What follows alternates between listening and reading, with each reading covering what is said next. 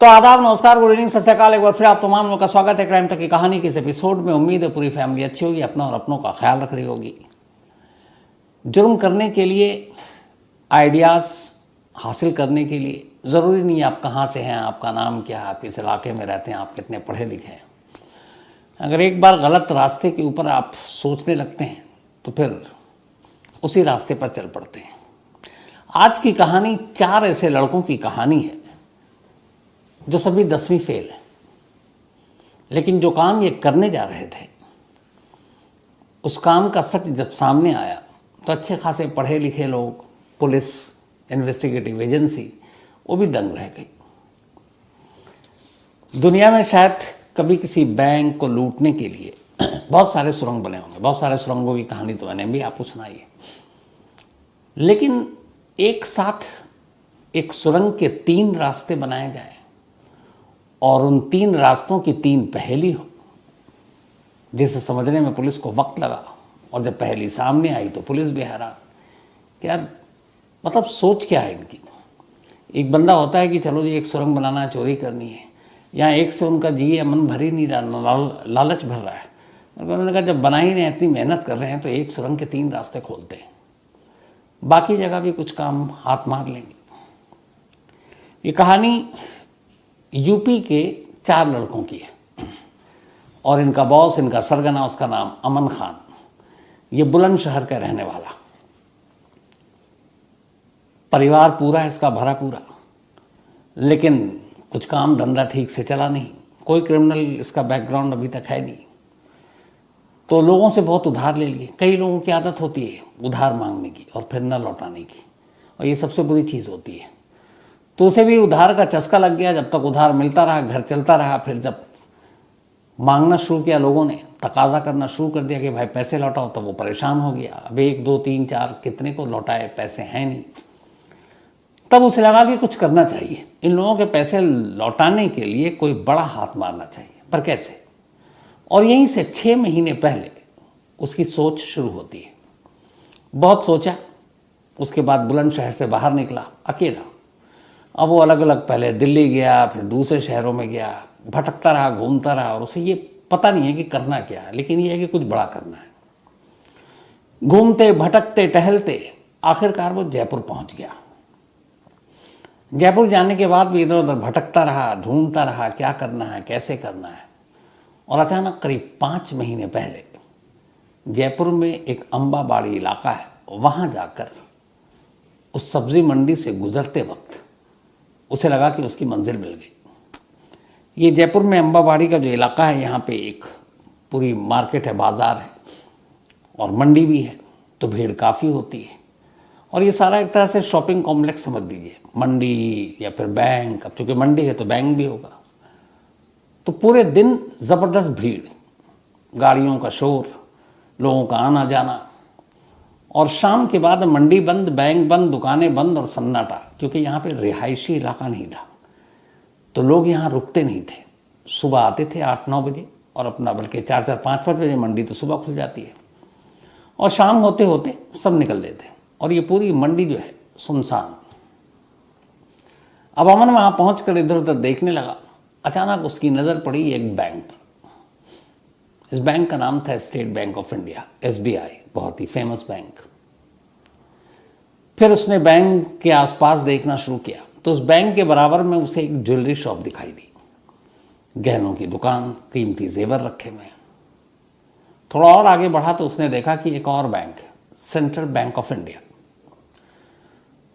तब ये सारे एक तरह से इर्द गिर्द थे, आसपास, कुछ कुछ मीटर की दूरी पर।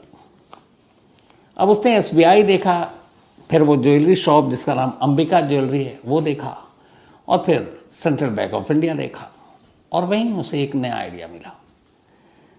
इसके बाद वो वापस आता है बुलंदशहर, अपने 3 दोस्तों को अपना प्लान बताता है। पहले दोस्त तैयार नहीं होते, लेकिन कहता है कि देखो इसमें कोई खतरा नहीं है, लंबा हाथ मारेंगे और हम सब कर्जे भी निकल लेंगे। वो 3 दोस्त भी वैसे ही थे, उन्हें भी फटाफट पैसे चाहिए थे। आखिरकार तीनों तैयार हो गए। उसने कहा फुल प्रूफ प्लानिंग है और इसमें कोई गड़बड़ हो ही नहीं सकती। इसके बाद प्लान के तहत इन लोगों ने अपने फर्जी दस्तावेज बनाए आधार ये वो, और फिर तीनों पहुंच गए जयपुर। जयपुर जाने के बाद इन्होंने एक इलाके में एक किराए का घर लिया। किराए का घर लेकर अब वो चारों में ही रहने लगे। अब इनके पहली प्लानिंग हो गई, किराए का घर लिया, अब ये है कि उस बैंक की रेकी करनी है। तो पहला टारगेट था SBI, state bank of India. अब इनमें से एक जाता, फिर दूसरा जाता, तीसरा जाता, और बैंक के अंदर नजरें दौड़ाता, कहाँ कहाँ लॉकर रूम कहाँ है, स्ट्रांग रूम कहाँ है।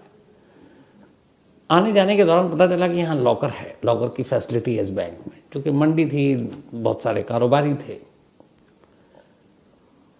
तो अब वहाँ उसके बारे में तफ्तीश करने लगा, अकाउंट खुलवाना है, लेकिन अकाउंट खुलवाना नहीं था उसको। तो जाकर दिन दिन भर बैंक में इस उसके नाम पर मतलब बहाने करके बैंक में रहता, और खासतौर पर जो लोग लॉकर रूम की तरफ जाते हैं उनको देखता। फिर एक रोज़ इनमें से एक ने बात की एक लॉकर से जो बाहर निकल रहा था। उसने कहा कि हमें भी लॉकर यहाँ पर लेना है, तो क्या सेफ़ है? तो उसने कहा बिल्कुल सेफ़ है, यहाँ तो बड़े बड़े लोगों के लॉकर हैं। तो उसने कहा नहीं, मुझे ये पता करना है कि कहीं रखते हैं, चोरी तो नहीं हो जाए। तो उसने उसको पूरा नक्शा बता दिया कि लॉकर रूम ऐसे जाकर राइट में नीचे। अब वो सब समझ गया। उसे अकाउंट नहीं खुलवाना था, क्योंकि उसे मालूम था अगला स्टेप क्या होगा। अकाउंट खुलवाएंगे तो फिर सारी चीज़ें देनी होंगी, कल को चोरी होगी, वो आएगा रेडार पर। तो ये सब कुछ नहीं। और जब बैंक जाता उसे भी पता है सीसीटीवी फुटेज है, तो मास्क पहन लेता या गले में कुछ मफलर टाइप डाल लेता ताकि चेहरा पूरी तरह से ना आए, कैप पहनता। धीरे धीरे उस बैंक के बारे में जानकारी हासिल कर ली। अब बैंक की जानकारी हासिल कर ली तो अब उस लोकेशन को देख रहा मंडी में। प्लान का जो सेकंड पार्ट था वो शुरू करता है। उस बैंक से करीब 300 मीटर दूर वो अब कुछ शॉप को ढूंढता है जो किराए पर मिल जाए। पर उस शॉप भी उसे ऐसा चाहिए था जो बेसमेंट में हो, या जिसके नीचे बेसमेंट हो। अब चूँकि मंडी थी तो वहाँ बेसमेंट में बहुत सारे लोग रखते थे अनाज, बाकी चीज़ें, सब्जियाँ, ये वो फल। तो आखिरकार एक शॉप पर उसकी नज़र पड़ी। उसने वहाँ जाकर बताया कि हम खाद का धंधा करते हैं, बिजनेस जो खेतों में डाला जाता है, तो यहीं पे हम उस खाद की एक दुकान खोलेंगे। 13,000 मंथली किराए पर जो मालिक था उसने ये दुकान दे दिया। अब उन्होंने इस दुकान पे बाकायदा बोर्ड लगाया, खाद की दुकान। अब कमाल देखिए, दिमाग देखिए कि उसने जानबूझकर खाद बेचने के नाम पर ये लिया, क्योंकि खाद जो आती है जनरली बोरियों में आती है, इतनी इतनी बड़ी बोरियाँ होती हैं। तो आप बोरी ले जाइए, खेतों में डालिए, फसलों में। तो अब खाद के चक्कर में बोरियां भी आएंगी, और उससे अभी फ्यूचर पता है प्लानिंग का कि उन बोरियों का यूज़ क्या है।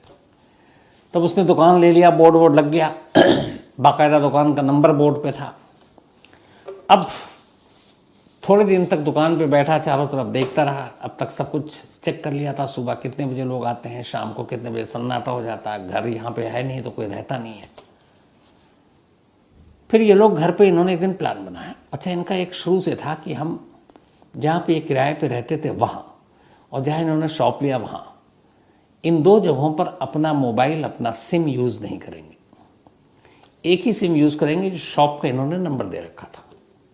बाकी इन लोगों के जो पर्सनल नंबर थे, उनका सिम जहाँ ये घर पे रहते सिम को बाहर कर देते, जब शॉप पे आते सिम को बाहर कर देते। और अगर अपने घर वालों से, दोस्तों से बात करनी होती तो उन्होंने वहीं पे एक जगह है दिल्ली गेट करके, उस जगह को चुना था, वहाँ पर जाकर सिम डालते और ये इन दोनों जगह से दूर, और फिर वहाँ बात करते, सिम निकालते, आ जाते। 10वीं फेल थे बेशक ये लोग, लेकिन सारी चीज़ों की जानकारी थी कि आजकल मोबाइल कैसे आपका लोकेशन बताता है। अब ये सारी चीज़ें हो गई। अब असली काम शुरू हुआ। इन्होंने जानबूझकर बेसमेंट वाली दुकान ली। अब बेसमेंट तो ज़मीन के अंदर वैसे ही है। अब इन्हें बहुत ज़्यादा नहीं, 10 फीट नीचे और गड्ढा करना था। लेकिन अब चक्कर ये था कि जहाँ इन्होंने शॉप लिया वहाँ से एसबीआई, अंबिका ज्वेलर्स और सेंट्रल बैंक ऑफ इंडिया, इन तीनों की दूरी मिलाकर 300 मीटर था, 300 मीटर। तो अब करीब 300 मीटर की खुदाई करनी है, सुरंग बनाने हैं। बट इनका एडवांटेज ये था कि इन्होंने ऑलरेडी बेसमेंट लिया, तो बेसमेंट मतलब पहले ही इतना गड्ढा हो चुका है। अब उस बेसमेंट के थ्रू, और ये शॉप और क्यों लिया था उन्होंने, जिस जगह इन्होंने शॉप लिया उसके ठीक सामने वाली शॉप, उसमें भी ऐसी एक बेसमेंट था। तो उन्हें पता था कि फिर वहाँ पे हमें ज़्यादा मेहनत नहीं करनी पड़ेगी। अब इन्होंने खुदाई का काम शुरू किया। चूँकि पूरे दिन चिल्लापों, पूरे मार्केट में, मंडी में जो शोर होता है आप सब जानते हैं, गाड़ियों का आना जाना, व्यापारियों का आवाज़ लगाना, तो उस शोर का इन्होंने फ़ायदा उठाया। ये सुबह आते और खुदाई शुरू कर देते। खुदाई शुरू करने के बाद जो मिट्टी निकलती वो खाद वाली जो बोरी उसमें डालते जाते और उसको उसी शॉप पे रखते जाते, क्योंकि कोई ग्राहक भी आएगा तो पता चल जाएगा खाद की दुकान है, और वो रखते जाते। करीब 4.5 महीने से ये खुदाई का काम चलता रहा, लास्ट 4.5 ईयर मंथ। इस दौरान में जब बोरियां इन्हें लगा कि ज़्यादा है तो खाद की बोरियां भी ये मंगाते थे ई रिक्शा पर, और लोग देखते थे और बड़े खुलेआम खाद की बोरियां आ रही हैं जा रही हैं। तो उन्होंने उन्हीं बोरियों में जिस पे खाद लिखा होता था, वो जो मिट्टी ज़्यादा होती तो बोरियों में रखते अपने शॉप में, फिर बीच बीच में वो 6, 7, 8, 10, 12 बोरियां करके ई रिक्शे पे लदवाते और ले जाते, और कहीं सुनसान जगह पर रिक्शा रुकवा लेते किसी खेत के पास, और उसके बाद उन बोरियों की मिट्टी वहीं फेंक देते। तो किसी को शक ही नहीं होता कि ये मिट्टी कहाँ जा रहा है, क्योंकि खाद की दुकान है, बोरियां आती जाती रहती हैं, उन्हीं बोरियों में मिट्टी का पूरा इन्होंने डंप कर दिया। अब ये था, कई बार ये 4 लोग थे, 2 लोग खुदाई करते, जब वो थक जाता तो फिर दूसरा जाता, मिट्टी भी निकालना होता। लेकिन अब 2 इशू आ रहा था। एक, कई बार दुकान में ग्राहक अचानक आ जाता, अब खुदाई हो रही है तो आवाज़ भी आ सकती है। तो शॉप पे जो काउंटर पे बैठा होता 2 लोग, उन्होंने वाईफाई बेल भी खरीद रखा था, क्योंकि तार के थ्रू या इलेक्ट्रिक के थ्रू अब बेसमेंट में कहाँ ले जाएंगे, और अंदर सुरंग कहाँ तक जा रहा है तो कहाँ तक घंटी की आवाज़। तो कोड वर्ड था कि जैसे ही कोई आए तो एक बेल जब वो बजा दें वाईफाई, तो एक बेल बजाने का मतलब है काम रोक दो, अब खुदाई मत करो और चौकन्ने हो जाओ, और 2 बेल बजाए तो इसका मतलब है खतरा टल गया, आदमी चला गया, अब तुम खुदाई शुरू कर दो। इसी तरीके से चलता रहा। लेकिन अब ये खुदाई कर रहे हैं तो अब एक ये भी है कि ऊपर से तो इन्होंने नक्शा देख लिया कि ये यहाँ है, ये बैंक वहाँ है, वो अंबिका है, वो सेंट्रल बैंक है। लेकिन अब ज़मीन के अंदर जब आप खुदाई करते हैं तो एग्जैक्ट लोकेशन पता नहीं चलता कि आप किस तरफ जा रहे हैं, क्योंकि वहाँ पे भी इन 10वीं फेल चोरों का करिश्मा देखिए। ये बाकायदा अपने साथ कंपास ले गए।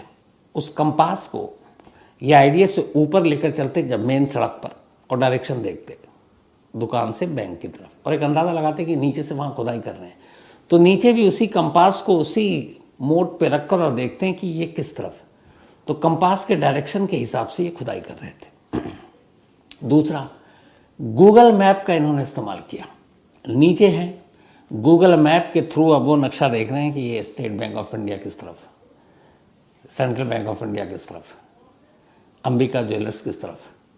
तो बाकायदा ऐप का इस्तेमाल किया, बाकायदा कंपास का इस्तेमाल किया, और ये सब करते रहे। 4.5 महीने बीत गए। जो इनकी पूरी प्लानिंग थी वो ये थी कि 26 जनवरी को फ्राइडे था, अभी जो बीता, 26 जनवरी को छुट्टी बैंक की, सैटरडे संडे वैसे ही छुट्टी, तो लगभग 3 दिन बैंक की छुट्टी है, और ये 3 दिन सबसे आइडियल टाइम थे। इन्होंने उसी हिसाब से पूरी खुदाई करनी शुरू कर दी थी। अब स्टेट बैंक ऑफ इंडिया तक पहुंचने के लिए सिर्फ 12 मीटर की खुदाई और बाकी थी, और ये 12 मीटर की खुदाई इनको ये था कि हम अगले 24 से 36 घंटे में कर डालेंगे। अब ये सीधे स्टेट बैंक के नीचे होते लॉकर रूम में। सब कुछ ठीक चल रहा था, लेकिन ठीक 26 जनवरी से एक दिन पहले, थर्सडे को, यानी कि 25 जनवरी को सुबह सुबह मंडी में एक आलू से भरे हुए 3 से 4 ट्रॉली आते हैं, ट्रैक्टर, जिसमें आलू भरा हुआ है। तो बड़ी गाड़ी थी, हेवी गाड़ी थी। अब वो मंडी से आलू लेकर जा रहे हैं, वो खाली आया, अब उसमें आलू लाद दिया गया। अब उनको लेकर जाना है, कहीं दूसरे मंडी में पहुंचाना है ताकि वो खुदरा बेच सकें। तो उस टेम्पो या ट्रक में आलू लोड हो गया। अब वो चला उसी मंडी से, इत्तेफाक से थोड़ी दूर पर गया तो उसका टायर एक गड्ढे में फंस गया, उस ट्रक का। जब गड्ढे में फंसा तो उन्होंने देखा, उतर कर देखा कि यार ये गड्ढा, मिट्टी हटाना पड़ेगा। तो तो जितने भी ट्रक ड्राइवर के साथ उसके हेल्पर और बाकी लोग थे, फिर वो शॉप वाला, उसके भी कुछ लड़के आए, उन्होंने सबने मट्टी हटाना शुरू किया क्योंकि मंडी में जाम भी लग रहा था। और धीरे धीरे जब मट्टी हटाने लगे तो ये था कि पहिया निकल जाएगा, लेकिन मट्टी हटाते ही पहिया और धंस गया अंदर। अब जब धंसा तो बाकी की मिट्टी नीचे, और सब देख रहे हैं कि नीचे होल है। अब उन्हें लगा शायद ये कोई सीवर वीवर रह गया जो कभी होगा, और वो वैसे ही पड़ा हुआ है, अब भी किसी के दिमाग में नहीं। अब वो ट्रक पूरी तरह से फंस गया।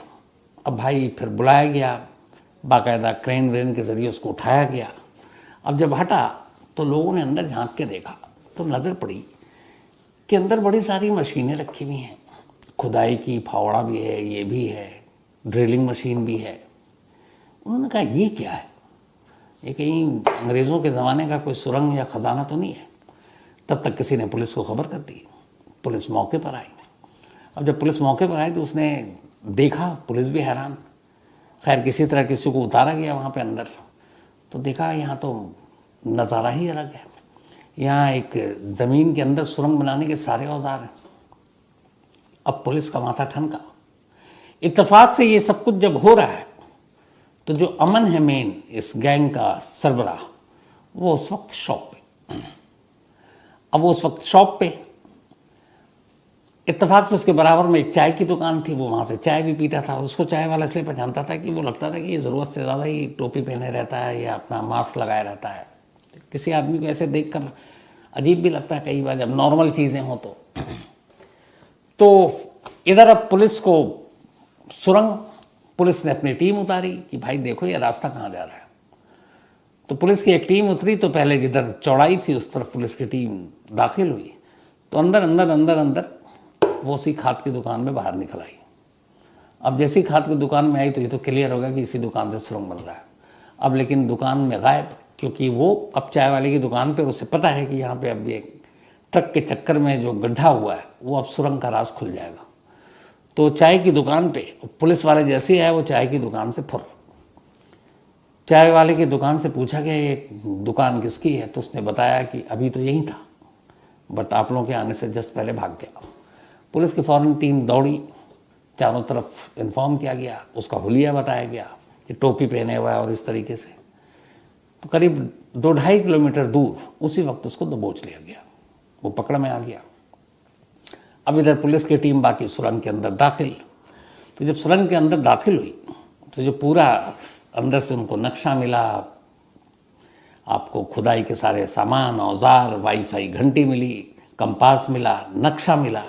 और उस नक्शे में जो चीज़ थी वो ये थी कि इन्होंने इस दुकान से उस 3 तरह से सुरंग बनाने का नक्शा बनाया हुआ था। एक स्टेट बैंक ऑफ इंडिया, एक अंबिका ज्वेलर्स और एक सेंट्रल बैंक ऑफ इंडिया। अब जब उस सुरंग का मुआयना किया गया तो देखा गया कि ये सुरंग का एक सिरा बस 12 मीटर दूर था स्टेट बैंक ऑफ इंडिया से। लेकिन कमाल ये था कि जो स्टेट बैंक का की तरफ सुरंग है उसके पहले 2 और मुंह उन्होंने खोल दिए थे सुरंग के, मतलब 3 रास्ते बनाए थे। अब जब पुलिस ने उन रास्तों की तरफ देखा कि ये कहाँ जा रहा है, उनको अभी तक पता नहीं है, बट नक्शा जब देखा तो पता चल गया कि इस नक्शे के हिसाब से सुरंग बनना है। इसका मतलब है एक सुरंग SBI, एक सुरंग जो सेंट्रल बैंक ऑफ इंडिया और एक सुरंग उस ज्वेलरी शॉप तक जा रहा है। अब उठाया गया, पूछताछ हुई, तब उसने कहानी बताई कि जब हमने देखा तो हमें लगा कि सुरंग के रास्ते क्योंकि बहुत सारी ऐसी चोरियां हुई हैं, तो हमने सोचा कि जब इतनी मेहनत कर ही रहे, इतनी 4-5-6 महीना सुरंग बना रहे हैं और 300 मीटर तक जा रहे हैं, तो 20-30 मीटर की मेहनत और कर लें। यहाँ पे कमाल देखिए, तो कम से कम इसके साथ साथ दूसरा भी मिल जाएगा, दूसरे के साथ तीसरा भी मिल जाएगा। तो ये तीनों पे हाथ साफ करना था, क्योंकि एक ही बार में सारी चीज़ें हो जाए ताकि ज़िंदगी ऐश से गुजरे। बस यही सोचकर इन तीनों को टारगेट किया था। लेकिन इत्तेफाक से हो सकता है वो ये 26 या 27-28 के बीच में कामयाब भी हो जाते हैं। लेकिन अफसोस एक आलू ने, क्योंकि ये मंडी हाउस में बैठे थे, इनकी सारी प्लानिंग बर्बाद कर दी। मास्टर पकड़ा गया है जो माइंड, बाकी के 3 फरार हैं। क्योंकि जब वो चाय की दुकान से भागा तो उसने उन तीनों को अलर्ट कर दिया कि सुरंग का भेद खुल गया है। अच्छा, उस वक्त चूँकि ये मंडी में सुबह सुबह आप किसी भी मंडी में जाएंगे, सब्जी मंडी में, अर्ली मॉर्निंग 4-5-6 बजे ही सारी चीज़ें बिक्री शुरू हो जाती हैं। तो ये आ चुका था, बाकी को आना था, वो पहुँचे नहीं थे, तो उसने उनको पहले इन्फॉर्म कर दिया। तो वो तीनों भागे में, लेकिन कब तक भागेंगे, पकड़ में आ ही जाएंगे। तो ये थी कहानी। अरे एक पहले देख लो, 3-3 के लालच में एक साथ पड़े हुए, और कमाल ये है कि क्या दिमाग लगाया है, मतलब मैप से लेकर, गूगल ऐप से लेकर, कंपास से लेकर, हर चीज़। यही दिमाग अगर अच्छे काम में लगाया होता तो शायद न इन्हें उधार लेने की ज़रूरत पड़ती, न इनके परिवार पर ये बीतती, और अच्छी खासी ज़िंदगी गुजार सकते थे, क्योंकि दिमाग ऊपर वाले ने दिया था। लेकिन वही है कि जब दिमाग ही अंधा हो जाए तो फिर आप अच्छाई और बुराई में तमीज़ नहीं कर पाते। तो ये थी आज की कहानी।